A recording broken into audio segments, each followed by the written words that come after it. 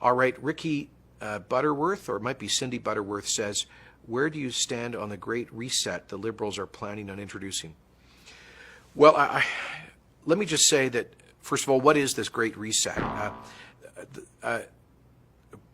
Pierre Poilievre, the federal conservative finance critic, recently raised concerns about this, and then he was attacked by some in the media and by the Liberals for supposedly circulating conspiracy theories. Well, the Great Reset is actually the name of a book by a very prominent advocate of it. His name is Klaus Schwab. He sent me a copy. I guess he sent one to probably every government leader around the world.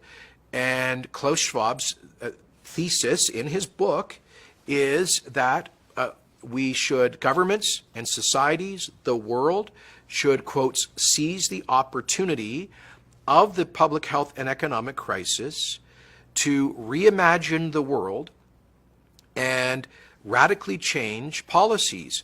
Now, in what ways? I would describe it as a grab bag of left-wing ideas for less freedom and more government, for more government intervention, for policies that would, I think, create massive poverty, particularly energy policies that he is advocating. So Klaus Schwab, by the way, is the president and founder of the World Economic Forum, also known as the Davos Summit.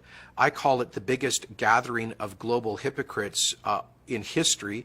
It's a little ski village in Switzerland, and every, I think, February, a couple of thousand super rich people, a lot of billionaires, millionaires, global CEOs, and politicians fly into Davos with hundreds of private airplanes. They go into Switzerland, and they spend a week basically lecturing the rest of the world, including especially working women and men, about how they should reduce their carbon footprint. The hypocrisy in that crowd is so thick you can't even cut it with a knife. And so, no, I'm not going to be taking any policy direction from Klaus Schwab or his ilk. And what I find offensive, look, the so-called Great Reset is not a conspiracy theory.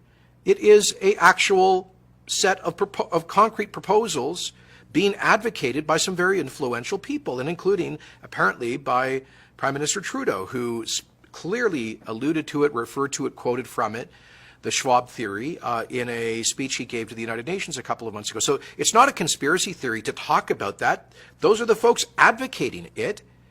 And I think it's perfectly legitimate for democratically elected leaders, for me to say, heck no, we're not going to exploit or take advantage of a crisis to advance a political agenda.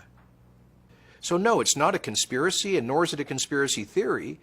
I think it's just very distasteful and regrettable that influential people would explicitly seek to take advantage of a crisis like this to advance their own political vision and values.